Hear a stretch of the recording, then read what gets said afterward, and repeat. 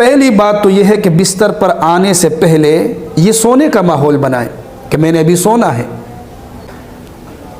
ماحول کا مطلب یہ کہ کمرے کی لائٹ آف کرے، اور اگر موبائل ہے اس کے پاس تو اس کو بند کرے یا سائلنٹ موڈ پہ لگائے۔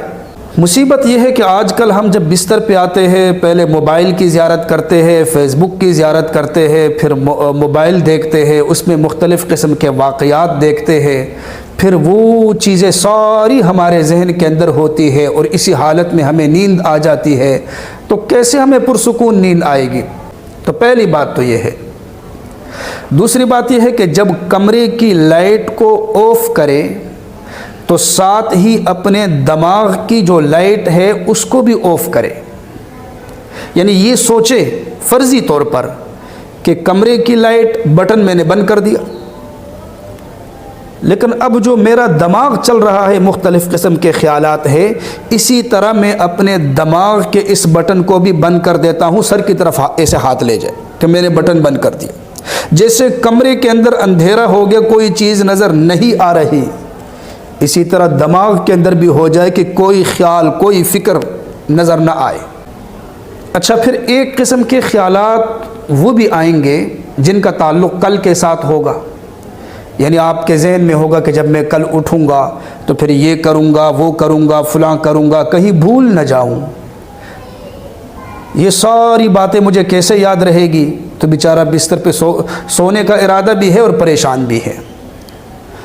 ایسے بندے کو چاہیے کہ یہ اٹھ کر پیپر کے اوپر وہ ساری باتیں لکھ لے اور اپنے پاس رکھے۔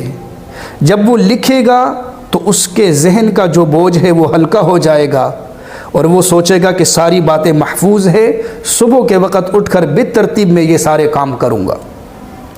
یہ کام تو ہو گیا، لیکن بعض کام ایسے ہوتے ہیں جن کا تعلق وقت کے ساتھ ہوتا ہے۔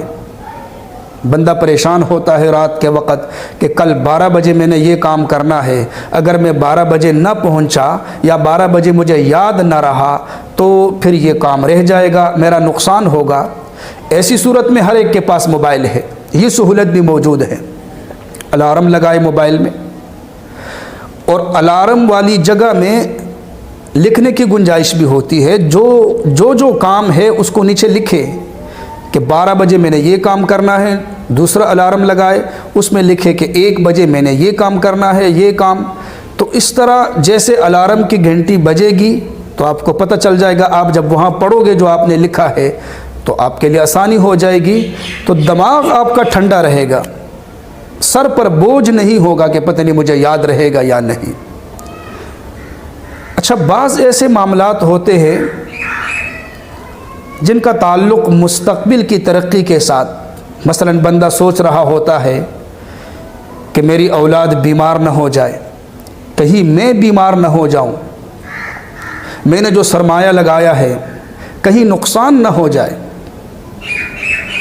اب بیچارہ سوچ رہا ہوتا ہے، حالانکہ ان سوچوں سے کچھ بھی نہیں بنتا۔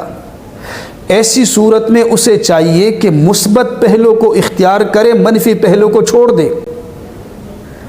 مثبت پہلو، اللہ تعالیٰ بہتری کا فیصلہ فرمائیں گے، اللہ مجھے صحت دے گا، کاروبار میں ترقی ہوگی، باقی ہوگا وہ جو رب چاہے گا۔ آپ کی سوچوں سے کچھ نہیں بنتا سوائے اس کے کہ آپ کی نیند خراب ہو جائے گی، آپ پریشان رہو گے۔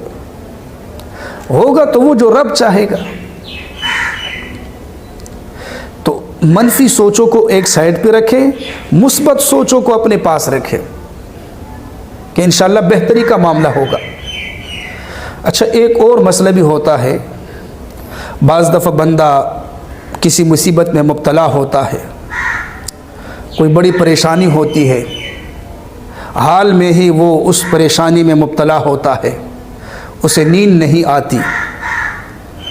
ایسی صورت میں مسلمان اللہ کی ذات پر یقین کرے اور بدگمانی نہ کرے، اللہ کے بارے میں حسن ظن رکھے اور یہ سوچے کہ نفع نقصان کا مالک صرف اللہ ہے اور اللہ میرے لیے خیر کا راستہ کھولے گا، اللہ تعالیٰ میرے لیے بہتری کا راستہ کھولے گا، اور یہ تمام جو سوچے ہیں یہ ذہن سے نکال دے۔